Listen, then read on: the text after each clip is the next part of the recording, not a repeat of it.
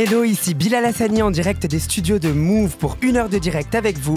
C'est votre rendez-vous quotidien de la semaine, Sangaïdi. Je suis très heureux de vous retrouver ce soir pour un nouvel épisode. On continue notre recherche autour de la pop et aujourd'hui, nous allons nous pencher sur les albums qui l'ont construite. Baby, play my song, every note, every lyric. You and I belong on a dance floor tonight. Feeling so electric, I could fly all night. Song ID Play my song, I do. avec Bilal Hassani. La volonté de consacrer un épisode aux albums pop m'est venue très naturellement, puisqu'elle est née en partie de mes réflexions autour de cet objet mythique qu'est l'album de musique. Alors c'est vrai, vous l'avez peut-être entendu, on a souvent tendance à entendre ces derniers temps que les plateformes de streaming ou encore que les réseaux sociaux type TikTok ont ruiné l'album. Ce qui se joue derrière ces affirmations, c'est en gros le souhait de dire que notre cerveau n'est plus suffisamment conditionné pour répondre à l'exigence d'un projet long et souvent très réfléchi qu'est l'album. Alors c'est vrai que c'est beaucoup plus facile de se reposer sur les refrains qui passent en boucle sur TikTok ou de prêter une oreille distraite aux 2-3 sons de nouveaux projets mis en avant par les plateformes de streaming. Mais mon problème à moi, c'est que je me sens pas du tout concerné par cette pseudo-baisse de l'attractivité des albums. J'ai même le sentiment que j'ai plus que jamais consommé des albums au cours de la dernière décennie. Et d'un autre côté, c'est vrai aussi en tant qu'artiste, je peux vous dire que je mets corps et âme dans mes albums et que je construis toujours un album comme une œuvre entière. Alors, comment l'album est né? Quels sont les albums qui ont marqué la pop? Comment Thriller de Michael Jackson que j'évoquais en début de semaine a autant brillé? Voici quelques angles de notre discussion du jour et pour ce faire, je suis merveilleusement accompagné. On est toujours avec mon très cher Théo Sossard. Comment vas-tu? Est-ce que tu es heureux de parler d'albums aujourd'hui? Hello, ça va super bien et je suis très content de parler d'albums. Je pense que ça va être mon épisode préféré. Ah bon? Ouais, parce que je trouve que tout se passe vraiment à la création d'un album, que ce soit la couleur qui va s'installer, on va créer un vrai story time. Il va y avoir une esthétique peut-être aussi. C'est vraiment le moment où l'idée complète s'aboutit et surtout ça fait surgir beaucoup de choses chez les artistes. Et moi, je vais pouvoir poser des questions parce que j'interviewe beaucoup d'artistes et je trouve que chaque artiste a une vision différente des albums. Ouais. Et donc, c'est toujours un moment que j'aime beaucoup parler de l'album avec un artiste, comme par exemple Chéri. Et c'est vrai qu'on a Chéri aujourd'hui, j'ai l'immense plaisir de t'accueillir. Comment est-ce que tu vas aujourd'hui? I'm good, je vais bien, je rentre de Madrid, Oh. c'est beau, ici il fait moche. C'est vrai. Non, je vais très bien. Mais on est bien dans le studio de Sangaïdi. Aujourd'hui, on va parler musique, mais j'ai vraiment trop hâte de parler avec toi, qui est du coup artiste techno-pop avec des influences qui sont très éclectiques. Ça va vraiment dans beaucoup d'influences qui sont toutes aussi riches les unes que les autres. Tu as déjà sorti 2 excellents EP qui t'ont donné de la lumière et tu prépares actuellement ton premier album qui est prévu pour 2025, c'est ça? Oui, absolument. J'ai trop hâte. Les amis, alors je voulais commencer par évoquer les débuts de l'album aujourd'hui. Alors, en faisant quelques recherches, j'ai appris que l'album n'était pas si vieux que ça. Est-ce que vous savez à quand remontent les premières traces de l'album envisagé comme album conceptuel, c'est-à-dire composé de morceaux tissés pour être écoutés à la suite? No C'est idea. Sgt. Pepper's des Beatles. Eh ben, pas tout à fait, Théo, mais t'es pas super loin en vrai. En fait, il faut déjà se dire qu'à l'époque du disque 78 tours, l'album est encore à un stade où il est construit comme une collection de singles, visant à trouver une place dans la jukebox ou la radio. Donc en gros, ce qu'on faisait, c'est qu'on avait le titre, phare de l'artiste, on en foutait 3-4 covers en même temps dans le machin, et hop, on le vendait comme ça. Donc il n'y avait pas vraiment de cohésion. Ok.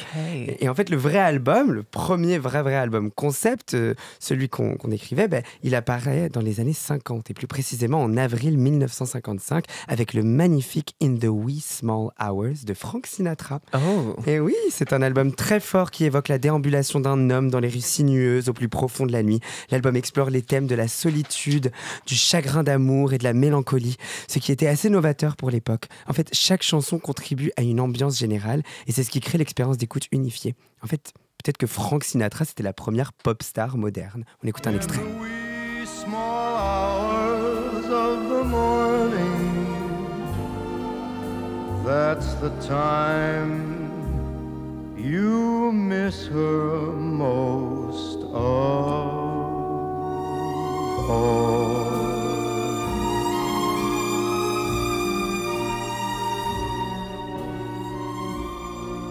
Beautiful.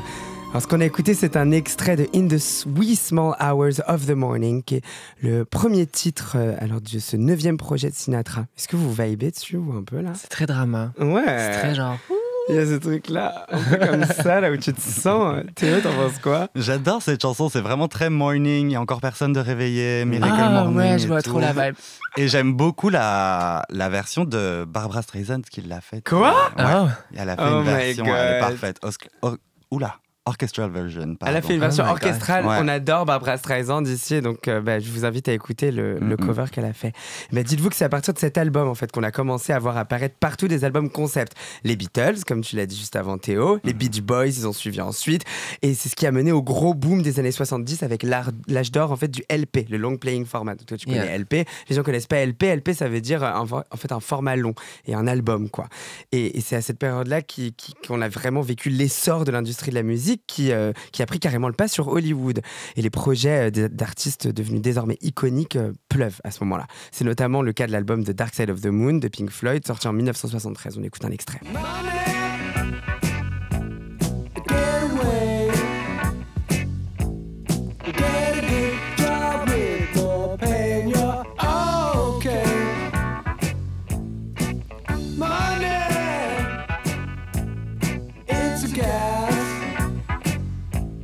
Ah, les Pink Floyd, c'est quand même iconique. Quand je dis que les projets pleuvent, c'est littéralement le cas. On découvre des albums comme Please Please Me des Beatles, Ladies of the Canyon de Johnny Mitchell et l'incomparable What's Going On de Marvin Gaye, artiste signé chez Motown Records de Berry Gordy, qui, lui et Stevie Wonder, marquent d'ailleurs l'histoire de l'âge d'or des LP. Et aujourd'hui, dans Son Gaïdi, on ne parle pas que de chansons, mais de projets complets, complexes et riches. Nous allons parler de pop Bible. Terme né dans le Stan Twitter, espace de discussion de fans de musique en ligne depuis 2013, ces albums considérés comme des références en pop, je demanderai aussi à Chéri et à Théo, my partner in crime, de me parler de l'album de leur vie, et on finira par une petite rencontre en profondeur avec Thriller de Michael Jackson, l'album quand même le plus vendu de tous les temps. Mais avant cela, musique, c'est Queen Bee qui prend le contrôle avec Daughter dans Cowboy Carter. Avant que l'on échange tous les trois sur les albums de nos vies, je rappelle aujourd'hui qu'on a le plaisir d'accueillir Chéri. Chéri, comment ça va? Ça va trop bien, je suis trop contente d'être ici. Ça nous fait trop plaisir de t'avoir avec nous. Alors, tu es une amie à nous, mais aussi un artiste incroyable. Et on avait quelques questions à te poser. Enfin, Théo a préparé des très bonnes questions. Théo, Let's je go. te laisse take it away. Oh, I'm J'avais- nervous. J'avais quelques questions par rapport justement aux albums. Oui, Du coup, ton dernier EP Cherry Pop est sorti en 2023. oui. Depuis, est-ce que tu as réfléchi à la création d'un album complet ou préfères-tu pour l'instant te concentrer sur des projets musicaux au fil du temps sans te fixer d'objectifs précis? Ou est-ce que tu trouves quelque chose de plus confortable dans les formats EP que tu as déjà sortis? Alors, j'adore le format EP. Je le trouve super cool pour introduire peut-être soit une nouvelle DA ou soit un artiste. Mais là, je suis en train de préparer un album et ça prend énormément de temps parce que justement, j'ai travaillé vraiment dur à ce que l'album ait une cohérence, mais aussi une histoire. J'ai la passion de l'album aussi. Je suis une artiste qui aime les albums des artistes et pas forcément leurs singles. J'ai besoin qu'une œuvre d'art me raconte une histoire en entier. J'ai besoin que l'image suive pour comprendre un projet. Du coup, c'est un peu ce que je suis en train de faire avec mon album, qui est parti d'ailleurs en fait d'une image. Et j'avais la page blanche, je pense qu'on connaît tous ça. Et j'ai vu une image et cette image a lancé l'album. Après, j'étais comme, ok, c'est parti, je sais exactement ce que je vais faire. On va en studio demain, nanana. Et on a commencé à faire l'album il y a 2 ans, avant la sortie de Cherry Pop. Waouh! Ouais. Ok. Et je travaille encore là. Bah oui, on a trop hâte. Ah, Ouais. wow. Parce qu'il y avait une de mes questions qui était est-ce que tu avais une idée précise de la couleur ou de l'univers de ton futur album? Et du coup, est-ce que tu peux nous en parler un peu plus de cette image? Oui, parce que j'ai déjà été assez open sur ce que va être l'album. En gros, j'ai le titre de l'album. Il s'appelle Criaturas. Créature en espagnol, mais je sais pas si je dois vraiment vous traduire ce mot. Et ça a été annoncé déjà? Ah Sur non, le Kinda. peut-être pas. Ah bon? Non, c'est le titre du premier single qui a été annoncé, mais pas le titre de l'album. So that's... Oh my god, une Sangaidi exclusive! Oh my god. J'adore! Je me sens en sécurité, j'ai tout dit. Ça fait trop plaisir. Il sort à telle date. Non, je rigole, j'ai pas de date. Non, mais oui, du coup, c'est un album... En fait, si tu veux, je me sens comme un peu une bête de foire dans cette industrie. Et c'est aussi ce qu'on m'a fait beaucoup ressentir. Les rendez-vous labels ou même les partenaires que j'ai eus par le passé, tout ça. J'ai tellement entendu de choses qui m'ont fait me sentir comme une chose un peu bizarre dans cette industrie de la musique en France que du coup, Après m'avoir plongé quand même dans une petite période de déprime, parce que c'est jamais trop plaisant de se sentir comme très à part, mais comme on fait toujours un peu dans notre communauté aussi, c'est de récupérer les choses et d'en faire une force. Et du coup, j'ai voulu créer un album qui fait de nos bêtes de foire, donc nous, des créatures puissantes et fashionable et belles et sensibles. Et du coup, voilà, l'album va plutôt traiter de ça. C'est Incroyable. beau. Waouh, merci chérie. En tout cas, de nous partager déjà autant d'infos sur ce projet et avec le cœur ouvert comme ça. Vraiment. Tu as aussi une véritable maîtrise musicale, je trouve, en fusionnant beaucoup de genres, donc le flamenco, l'opéra, la pop ou l'électro. Quel est ton processus pour transformer ces influences en une véritable dissertation sonore ? Eh ben, en fait, je sais jamais comment répondre à cette question, parce que je sais pas. J'ai pas du tout de méthode. Je travaille pas d'une façon ou quoi. Ma méthode, c'est vraiment genre, c'est super chiant ce que je vais dire, mais c'est vraiment au feeling. Et c'est pour ça qu'il y a énormément de chansons. J'ai énormément de chansons qui vont jamais sortir, mais parce que je sors du studio, je sais déjà qu'elles vont aller à la poubelle, mais juste parce que la vibe en studio, ça a pas suivi. Ouais, c'est vraiment un truc de feeling. Des fois, j'ai l'impression que c'est de la magie, même. Je pense qu'on ressent tout mais carrément. ça. Des fois, je suis en studio, il y a tout qui vient tellement facilement, et je suis genre, mais j'ai rien dit, j'ai rien fait. Comment est-ce que je me retrouve avec une chanson aussi parfaite ? C'est genre. C'est clair. C'est et fou. des fois, ça marche pas du tout. Les sujets. Donc, ouais, je sais pas, j'ai pas trop de méthode. Après, c'est vrai que bon, j'arrive quand même avec un univers et des rêves toujours. Il y a des choses que j'aime et qui partent de A et qui vont jusqu'à Z. Et des fois, j'arrive à tout mettre dans une chanson et ça se transforme en un truc super cool. Ouais.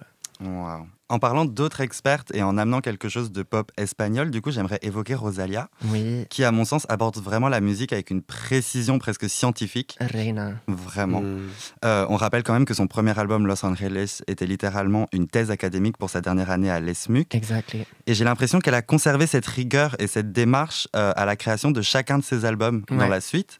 Est-ce que toi, c'est une manière de créer qui t'inspire ? Oui, de ouf. Il y a une interview de Rosalía. Alors, j'ai pas envie de dire de bêtises parce que je retiens très mal les choses, mais il y a une interview de Rosalía qui m'a grave inspirée au moment où j'avais aussi la page blanche.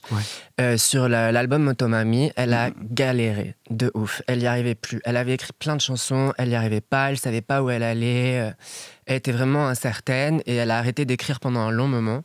Et après, elle a fini par, je crois que c'est avec Pharrell ou quelque chose comme ça. Elle est allée faire écouter son album à Pharrell, elle lui a dit voilà, j'en suis là, c'est de la merde. Et lui, il était genre, pas du tout, enfin, il n'y a plus rien à faire, meuf, c'est ça l'album et vas-y quoi. Et je la trouve inspirante d'avoir parlé comme ça, alors qu'elle semble justement être une personne qui... Enfin moi, quand je m'imagine Rosalía, j'imagine une meuf qui va en studio, qui sait exactement ce qu'elle va faire, qui ressort avec son album un mois plus tard. Maintenant, elle galère comme nous, je trouve ça super inspirant. Vraiment, vraiment. Une grande inspiration, je trouve, dans la manière dont elle travaille surtout. Et une dernière question, du coup, par rapport à l'album. Tu as commencé très jeune avec des tournées pour Émilie Joly et Le Soldat Rose. Oui. Est-ce que ce lien précoce avec la comédie musicale compte influencer ta manière d'aborder la création musicale et plus principalement la conception d'un album ? Dans l'album, oui. Les 2 premiers EP, pas du tout. J'ai pas utilisé ce passé-là. Mais là, dans l'album, oui, il est très drama. La première chanson, elle commence genre... Enfin, je sais pas, je vais pas vous le faire parce que je vais me faire assassiner, mais... mais c'est comme une introduction, c'est comme un personnage qui rentre et qui dit « Oye, oye », l'album va parler de ça, quoi. Et du coup, c'est très comédie musicale, là, et tout. Donc oui, là, j'ai utilisé vachement... Mais même sur scène, j'aimerais trop utiliser la comédie musicale pour la tournée. Dans la manière d'écrire et de créer ton spectacle. Ouais. Mais tu vois, tout à l'heure, juste avant de commencer l'émission, on parlait du Onyx Hotel. Oui, de Britney Spears. Et ce personnage qui est un acteur, je pense, qui est là pour faire un peu le méchant de la tournée. Mais je trouve ça fabuleux. C'est excellent d'avoir un truc comme ça. Comme le Monster Ball Tour aussi. Mais il y a beaucoup de spectacles de tournée qui sont devenus de plus en plus théâtrales au fur et à mesure que le temps passait. Au spectacle, le début, le spectacle pop-rock, il était genre hyper axé sur genre on fait les chansons, on les fait comme ça, et puis après, petit à petit, la narration est un peu arrivée. Et donc, tu nous parlais du nom de l'album tout à l'heure. Tu disais aussi que tu étais à Madrid juste avant. C'est vrai que l'Espagne existe vraiment beaucoup avec toi, en toi, c'est toi. Est-ce que la pop espagnole a une influence aussi sur tes références de création beaucoup, souvent, pas trop, un petit peu? Comment est-ce que tu fais le pas entre les deux? Bah, ce qui est assez fou en ce moment, c'est qu'en Espagne, la pop, comme j'aime et comme on fait, il y a un véritable essor qui est en train de se passer là-bas et qui est en préparation depuis 4 ans. J'en discutais avec les gens avec qui j'étais là à Madrid et avec qui je travaillais sur mon album. Et c'était quelque chose de réfléchi. En fait, ils se sont retrouvés, ils ont fait une espèce d'étude de marché, ils ont dit, dans 4 ans, c'est la pop, ici. Donc, on va vraiment commencer à chercher des artistes qui font ça, nanana et tout. Fou, et là, aujourd'hui, il y a un véritable essor, mais parce que ça a été réfléchi par l'industrie de la musique là-bas. Et je trouve que tous les newcomers espagnols, là, sont incroyables. Il y a des morceaux, mais je ne sais pas si vous avez déjà entendu ce que fait Judelin ou Amore, mais c'est extraordinaire et c'est des rêves pour mon album forcément, c'est avant-gardiste aussi, c'est pas encore tout à fait arrivé en France, ça reste quand même aussi un peu les enfants de Rosalía si je puis dire, parce que c'est quand même elle qui a ouvert toutes ces portes là pour l'industrie pop espagnole. Mais il se passe vraiment un truc en Espagne là. Il se passe un truc de ouf. Ah non, carrément. Mais tu me feras la petite playlist, s'il te plaît, un peu? Absolument. C'est trop mon truc en ce moment de faire des petites mixtapes à mes potes et tout, donc je vais t'en faire une. J'aime trop. Et merci beaucoup, chérie, d'avoir répondu à nos questions. J'ai quand même envie qu'on écoute un de tes morceaux que j'aime énormément. On parlait de pop espagnol, on parlait de pop française, mais là, on va parler de Chéri Pop. C'est Chéri Pop sur Sangaïdi. Parfait. Mais God, c'est parfait. J'aime trop faire cette émission. On passe tout de suite au Bible de la pop. Alors maintenant, qu'est-ce que c'est qu'une Bible de la pop? Eh bien, on entend par Pop Bible des disques de musique pop qui ont révolutionné le genre pop, remporté des prix ou réalisé des exploits et qui contiennent les plus grands succès de la carrière de l'artiste qui les a publiés. Alors les Bibles de la pop sont censées illustrer ce que cela signifie de créer un album véritablement parfait et iconique. En gros, la crème de la musique. On peut dire que les Pop Bible existent surtout dans le cadre d'un débat assez étriqué en réalité, dont les principaux acteurs sont en fait des actrices. Ce débat a surtout lieu chez les fans de pop féminine, The Gays. Ils s'inventent critiques musicales et cherchent à élire la pop girl ayant l'album le plus emblématique d'un point de vue culturel. Cette partie de l'émission va donc être consacrée au Pop Bible, mais donc aussi et beaucoup aux pop girls. Alors, ce que je vous propose, c'est que l'on revienne sur les principaux albums qui font partie du débat. Tu vois, quand tu vas sur Urban Dictionary, que tu tapes Pop Bible, il y en a 5 ou 6 qui reviennent vraiment beaucoup, et ceux qui reviennent très régulièrement sur le devant de la scène et qui imposent indéniablement en mieux le thème et le terme Pop Bible. Donc moi je pense qu'on va en discuter ensemble. Est-ce que vous êtes prêts à nous parler un petit peu de ça? Trop bien. Ça va être un débat, hein. Moi je vous entends parler. Hein. Alors on commence immédiatement avec un album très populaire. C'est 1989 de Taylor Swift. C'est l'album le plus récompensé ou l'un des albums les plus récompensés de tous les temps. Il sort en 2004. Il sort en 2014. On va voir qu'il y a déjà des réactions dans le studio. Hein. C'est un carton absolu. Donc en fait c'est son premier album full pop et Taylor Swift elle rafle 11 nominations aux Grammy Awards, notamment celle de album de l'année qu'elle va remporter. Niveau vente, on est à 10 millions d'exemplaires vendus, 3 hits numéro 1 dans le Hot 100. Et en production, on a Max Martin et Shellback. Voilà, on a beaucoup entendu parler de Max Martin en début de semaine sur Sangaïdi. N'hésitez pas à aller voir l'épisode sur les Sangaïdi. Et parmi les hits, il y a une petite pépite. On est sur un album cut que j'aime quand même pas mal. On écoute un extrait de I Know Places. They are the hunters, we are the foxes, and we run.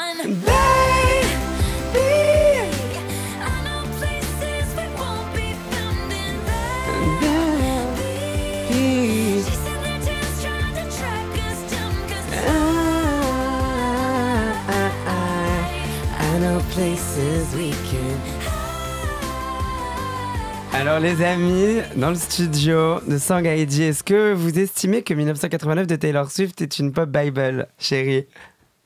Non. Ah. Et pourquoi? Alors, je suis pas dans le mouvement de hate on Taylor Swift du tout. J'aime beaucoup ce qu'elle représente. J'aime pas trop ce qu'elle fait. Peut-être que je suis pas trop là pour ce type de pop. Pas hyper réceptif, genre. Non, pas trop. C'est très lumineux. Moi, je suis un peu darkos comme personne. Plus un peu dark side. Et mais non, je suis capable d'apprécier. Je crois qu'il y a une chanson que j'aime beaucoup. Je sais même pas si elle est dans cet album. Je crois. Ok. Welcome to New York. Yes. Et Out of the Woods. Yes. Ça, c'est Out of the Woods, c'est one of my favorites. It's a good one. Il est dans cet album, donc. C'est dans cet album les deux que tu viens de citer. Might be a pop Bible. Peut-être un peu. C'est Théo, ça. t'en penses quoi? Moi, je trouve que justement, je suis pas un très grand fan de Taylor Swift non plus. Mais cet album représente exactement ce que représente pour moi la pop, surtout la pop de ces années-là. Et en plus de ça, je trouve que cet album, il fait très bande originale de film. Genre, c'est vrai. commencer avec Welcome to New York, oui, c'est ça. Yes. Non, il est vraiment très très bien. Bravo à Max Martin, surtout pour Yes, cet album, oui. j'aimerais le préciser. Parce que vraiment, les chansons sont créées. Donc, on l'a expliqué sur le premier épisode, mais c'est vraiment exactement du Max Martin, je trouve. Et c'est pour Ouais. ça que j'adore cet album. C'est vrai. C'est vrai qu'il est à l'épitome de ce que Max fait. Je trouve que Taylor Swift est quand même genre une autrice, compositrice qui est brillantissime. Et la rencontre des deux crée un petit peu... Oui, c'est comme si on échantillonnait la pop et qu'on avait ce petit rendu. C'est presque genre Exactement. hyper lisse, cadré, parfait. Mais c'est quand même hyper cool. Alors le deuxième album, c'est un deuxième monument de la pop et c'est l'album Blackout de Britney Spears. Alors là, on s'attaque à un de mes petits bébés. Donc c'est le 5e album de la princesse de la pop. Il sort en 2007, qui est une année quand même assez importante pour la pop culture et surtout sa pop culture à Britney Spears. Il marque un vrai tournant dans sa carrière. C'est l'album de l'émancipation. Elle s'entoure de producteurs hyper cool, dont Denja, que j'adore. Ensemble, ils vont créer un son à part entière, une texture, des couleurs uniques. Et c'est un album dans lequel elle s'investit énormément. D'ailleurs, à la création, c'est l'un un des albums de Britney en fait où elle bosse le plus à l'écriture, à la composition. Et on parle d'un album d'ailleurs qui réside dans le Rock and Roll Hall of Fame of Music Library. Et ça en jette quand même. C'est quand même un endroit où il n'y a pas du tout beaucoup d'albums pop qui s'y retrouvent. Et il y a Blackout de Britney Spears dedans. Le projet, en fait, il est rempli de cuts magnifiques. Mon préféré, c'est Break the Ice. On écoute un extrait. Allow me to get you right. What you want to me, baby, I can make you feel. Allow me to get you right. What you want to me, yeah. Make you feel. Oh là là, Break the Ice, Britney Spears. On est d'accord? Blackout, Pop Bible, pas Pop Bible. Complètement, Totalement pas Bible. C'est fou quand même. Ouais. C'est hyper. Moi, à chaque fois, je suis attristé par le fait que ça soit après cet album-là qu'on ait eu droit du coup à l'horrible tutelle, parce que j'ai eu l'impression qu'il y avait un début, un essai vraiment à faire quelque chose, un son Britney à elle, et que si on l'avait laissé continuer sur sa lancée, peut-être qu'elle nous aurait fait des disques, genre mais. Ouais. Pour moi, c'est le premier vrai Brad Summer, cet album. Genre, Ouais. il a un truc vraiment très Brad. Elle était en mode je m'en bats les couilles, je fais la teuf. Je vous emmerde tous. J'ai le droit de dire des gros mots à la radio. Oui. Si, bien sûr, on n'est pas, là, Oui, on n'est tu pas aux peux. États-Unis ici. Ok, trop bien. Théo, t'en penses quoi, toi, de Blackout? Je suis complètement d'accord, c'est vraiment le premier Brad Summer, un peu, Ouais. c'est ce truc-là. Et surtout, genre, je pourrais faire un full épisode sur Britney, Oui. mais un full épisode sur cet Totalement. album surtout. Ouais. Il y a vraiment eu quelque chose qui s'est passé avec cet album, et surtout le fait qu'elle soit aussi intensément sur le projet. Oui. C'est trop touchant. Moi, j'adore. Et ça J'aime fait trop, plaisir aussi d'entendre ça à la radio un peu. Et ça fait plaisir aussi d'entendre les personnes qui ont travaillé dessus dire à quel point Britney était investie, à quel point c'était une vraie songwriter. Enfin, elle avait toujours un peu cette image de meuf qui juste chantait ses chansons, quoi. Ouais, Enfin, et qui carrément. même pas les chantait live. Tout le monde la diminish un peu sur son artistry. Et cet album, d'entendre toutes ces personnes dire elle était exceptionnelle en studio, ça fait plaisir Ouais. aussi pour elle. Bah, je vous invite à tous vraiment d'écouter Blackout et même de faire vos petites recherches sur le M&M's Tour, qui était une tournée autoproduite par Britney Spears qu'elle a fait toute seule pour Blackout. Elle a pu faire que 3 dates, après ils l'ont arrêtée. Elle s'était chauffée toute seule, elle avait ses 2 danseuses, elle a fait toutes les chorés. Et le concert est assez mythique, il y a des petites vidéos, il y a très peu de traces en fait de cette tournée-là, mais elle est assez légendaire. Alors sans perdre de temps, on enchaîne sur le projet, le prochain Pop Bible, et là on s'attaque à un album à tube. Alors, c'est le seul projet avec Thriller à avoir obtenu 5 singles classés numéro 1 dans le Hot 100. Vous l'avez peut-être deviné chez vous, je parle de Teenage Dream de Katy Perry. Alors là, on est sur des tubes, tellement de tubes. California Girls, Teenage Dream, Last Friday Night, E.T., The One That Got Away. Alors pour le coup, c'est vrai qu'on peut se demander si on est sur du vrai album concept ou sur une association de hits, un peu comme une compile. Vous pensez quoi de cet album, vous? Pop Bible ou pas Pop Bible? Pour moi, je sais Were pas. you silent? Oh, silent. Vraiment. Pour moi, il y a vraiment ce truc, en fait, genre, dans l'ERA, c'est une pop Bible. Ouais. Et je suis totalement d'accord. Je suis d'accord avec Dans ça. l'album, c'est vraiment une compile et c'est genre la carrière de Katy Perry en un album. Ouais. Enfin, il se passe quelque chose où, genre, vraiment, il y a que des bops, mais c'est à peu près tout, quoi. Ouais, je suis pas trop là non plus. Ouais, mais c'est Et là que c'est j'étais très, pas là très à lumineux. l'époque non plus. Non plus? Non. Mais je crois que j'étais déjà dans l'espèce de guéguerre entre fans de Katy et Ah fans oui, de bah Lady oui. Gaga. Ah bah c'est marrant. My mom is Lady Gaga. On fait un point super intéressant sur ça parce qu'en fait, on a un album qui est sorti quasiment en même temps. Et puis je pense que toi, chérie, t'étais beaucoup plus réceptive à celui-là. Parce que lui aussi, il est rempli de hits. Il s'agit de The Fame Monster, un album qui comprend des tubes comme Bad Romance, Téléphone, en passant par Monster, So Happy I Could Die ou encore Teeth. C'est un vrai concept album qui arrive après l'hyper successful The Fame. The Fame Monster contemple l'autre côté de la pièce, le revers de la médaille du succès. Ce projet le fait avec brio, tant il est conceptuellement riche, mais aussi assez tubesque pour générer des dizaines de millions de ventes. Et pour le kiff, on se passe un extrait de Bad Romance. Allez.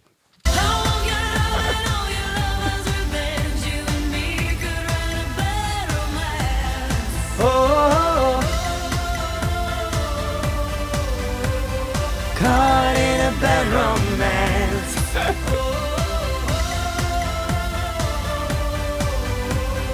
Caught in a bad romance. Oh là là. En vrai, c'est un album qui revient souvent dans le débat quand on parle de Pop Bible. Et moi, perso, il m'a vraiment aidé à construire mon amour pour la pop. Il a fait vraiment partie de mon développement. Vous en pensez quoi? Pour moi, il n'y a vraiment pas de débat à avoir. Hein. Pour moi, c'est mon album préféré de pop music et c'est mon album préféré de Lady Gaga. C'est vraiment mon gros bébé. Trop bien. On est face à une vraie era quand même. Il se passe quelque chose. Il y a un vrai concept. Il y a même un concept avec le début album. Donc c'est vraiment très impressionnant. Et en plus de ça, on a déjà un album comme on n'en a jamais vu, mais une pop star comme on n'en a jamais vu qui vient d'arriver. C'est clair. Donc, on n'avait jamais vu ça, quoi. Pour moi, c'est vraiment le shift de la pop music, de la pop en général, et donc à jamais dans The mon little cœur. gay child that I was in Avignon. Putain. Ouais. J'étais Tu prends le truc, quoi. What is that? Ouais. Non, moi j'ai un souvenir avec cet album. J'aurais pu le choisir là dans les albums de ta Ouais. vie. On va parler juste après des albums de vos vies. J'ai vraiment hâte de les entendre. J'ai un souvenir de l'ouverture de la tournée. Ouais. Avec Dance in the Dark. J'oublierai jamais, je crois. Quel Et même la opening. tête de mes parents. J'étais avec mes parents. J'étais avec mon père aussi. Mon Toi, père, tu y es allé physiquement, hein, au Physiquement. Mont-Saint-Paul. Trois Trois fois. fois, ouais. On en avait parlé. je l'ai vu à Lyon, je l'ai vu à Paris. Oh là là. Et à chaque fois avec mes parents, et même voir la tête de mon père, on prend plein la vue par Lady Gaga, j'étais comme, oh, thank you. Ah, c'est fou. Vraiment. Mais moi, ma mère était aussi fan que moi. Ouais. Maman de est Gaga. aussi devenue fan. Au tout début, elle comprenait pas complètement tout. Et c'est là, du coup, où pour en revenir sur les Pop Bible, je trouve que cet album-là mérite vraiment sa place et mérite le titre de Pop Bible. C'est qu'il y a un vrai changement culturel où De toute ouf. la culture est impliquée, toute la culture se sent... Oui, vraiment, genre invité à être intéressé par ce projet. Donc nos parents aussi étaient là pour Lady Gaga, Ouais, en fait, au de début. ouf. Tout le monde était là, genre. Et tout le monde était là, mais c'est quoi ce truc? Qui Mais est tout le monde cette était un meuf peu en mode genre, c'est normal qu'elle s'appelle Lady Gaga, Ouais. c'est normal qu'elle ressemble à ça un mardi 14h, et c'est normal que ce soit ça les chansons. On était un peu arrivés là, genre c'était génial. C'était exactement ça, je suis obsédée. C'est toujours Bilal Hassani, je suis avec Théo Sossard et Chéri. Et on est toujours sur Song ID pour parler pop. Vous l'avez entendu, on écoutait à l'instant Janet Jackson et Evil Woman de Electric Light Orchestra. Petite anecdote, Evil Woman, c'est une chanson qui a été samplée par la suite par les Pussycat Dolls dans leur chanson Beep avec will.i.am, que j'adore. Voilà, alors c'est une émission toute en musique et désormais c'est au tour de mes deux acolytes de plateau de me partager un album pop qui les a nourris et éduqués, leur petit bébé à eux. Alors les girls, quels sont les albums qui vous ont vraiment marqué au niveau plus profond de votre âme? Chérie, je te laisse commencer. Oh là là, tu sais que c'était le choix de Sophie cette question. C'était l'une des pires questions qu'on m'a posées dans ma vie. Genre, choisir une chose, je suis cancer, c'est impossible. J'ai wow. choisi In the Zone de Britney Spears. Ça, c'est un album important aussi dans la carrière de Britney. Un album important, un album qui l'a fait revenir aussi avec ce feat avec Madonna. Ouais. J'ai que des souvenirs avec cet album, c'est pour ça que je l'ai choisi. Vraiment des trucs de... Je me souviens quand le clip est passé pour la première fois à la télé, j'étais dans un restaurant dans le trou du cul de l'Italie avec mes parents, on était comme ça avec mes sœurs. Je sais pas, cet album, il me raconte une histoire folle. Toute l'image qu'il y avait autour aussi, je la trouve... hyper chiadé et en même temps c'était le début d'une nouvelle Britney. On a trop kiffé ce moment de sa carrière quand on était fan vraiment à l'époque et tout. Et il est accompagné d'une tournée qui pour moi est une des tournées qui m'a le plus donné envie de faire ce métier. Quand je regardais ça à la télé, je pense qu'on l'avait gravé ou je sais plus comment on avait cette tournée, mais on l'avait en Mais à l'époque cassette, déjà il y un avait truc comme des DVD, des cassettes de tournée. Les gens DVD. captaient leur spectacle, on avait le droit de les regarder Ouais. chez nous. Bah, ça, c'est trop n'existe cool. plus.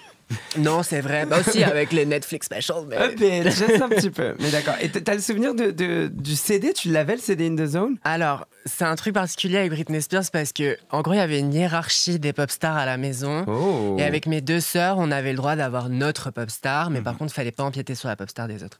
Britney, c'était la pop star de ma grande sœur.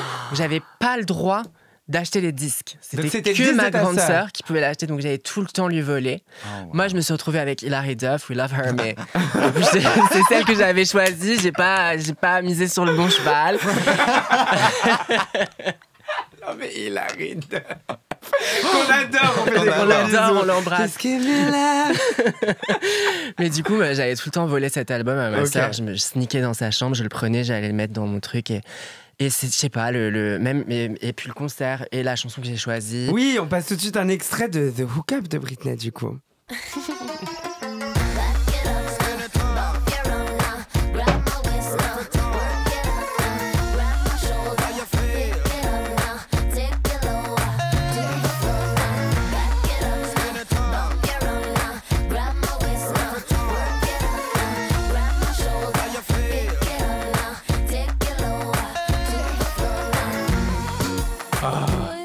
Non, c'est vrai que c'est Ouais. très bon. Ouais, non, mais. C'est bon. Ouais.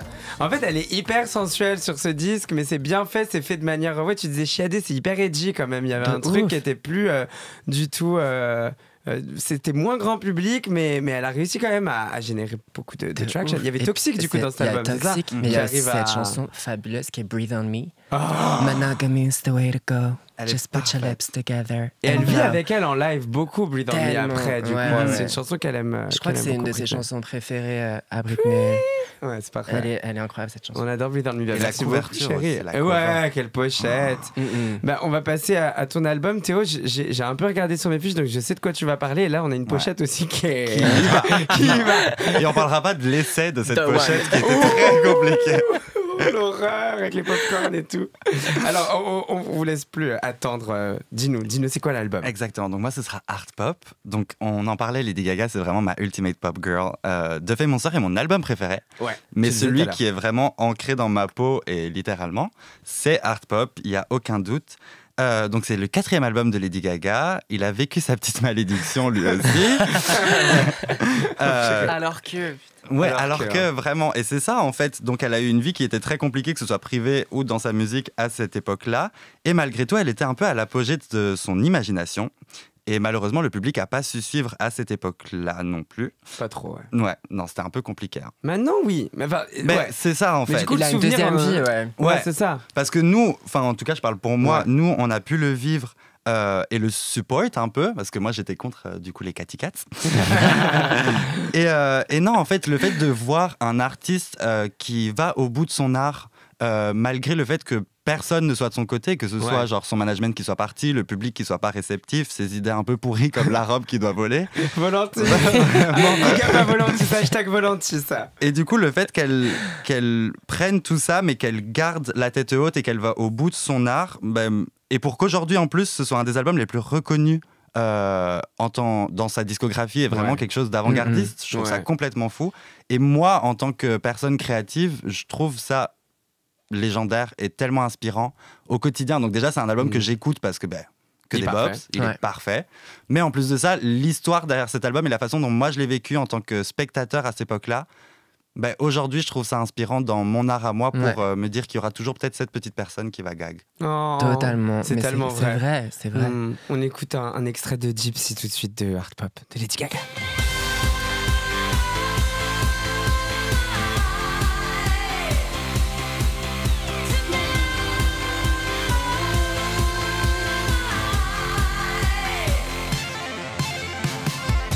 So I just packed my baggage and Say goodbye to family and friends. and took the road to nowhere on my own. Like Dorothy on a yellow brick. Hope my ruby shoes can Ouais, j'ai envie de pleurer. Cause I love you and I love it all. And I don't wanna be alone forever, but I can't C'est be parfait.